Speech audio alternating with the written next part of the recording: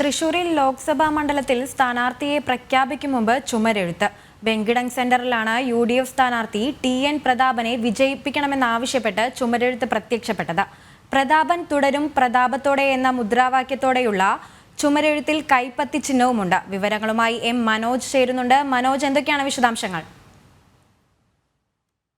തൃശൂർ ലോക്സഭാ മണ്ഡലത്തിൽ നിലവിലെ MP ആണ് പ്രതാപൻ.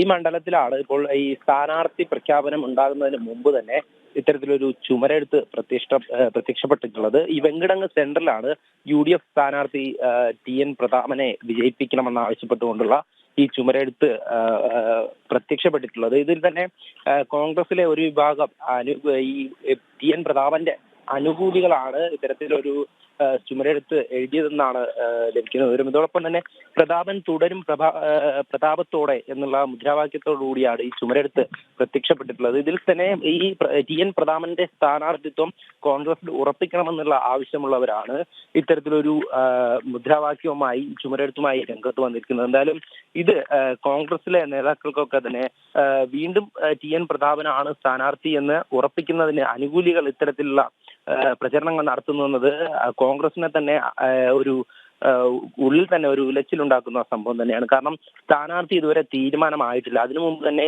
പ്രതാപന് വേണ്ടിയിട്ടുള്ള ആവശ്യങ്ങൾ ഉയർന്നു വരികയാണ്. എന്തായാലും ഈ മണ്ഡലത്തിൽ ഔദ്യോഗികമായി സ്ഥാനാർത്ഥിയെ പ്രഖ്യാപിക്കാത്ത ഒരു സാഹചര്യത്തിലാണ് ഇത്തരത്തിലൊരുങ്ങുന്നത്. ഇത് നേരത്തെ തന്നെ ഈ സുരേഷ് ഗോപിയുടെ അടക്കം സ്ഥാനാർത്ഥിത്വത്തിന് മുമ്പ് തന്നെ അദ്ദേഹത്തെ വിജയിപ്പിക്കണമെന്ന് ആവശ്യപ്പെട്ടുകൊണ്ട് നിരവധി പേർ ഒരു പ്രചരണം നടത്തിയിരുന്നു. അതിന് പിന്നാലെയാണ് തൃശൂരിൽ ലോക്സഭാ മണ്ഡലത്തിൽ സ്ഥാനാർത്ഥിയെ പ്രഖ്യാപിക്കും മുമ്പ് ചുമരെഴുത്ത് പ്രത്യക്ഷപ്പെട്ടിരിക്കുകയാണ്. കൂടുതൽ വിവരങ്ങൾ നൽകുകയായിരുന്നു മനോജ്.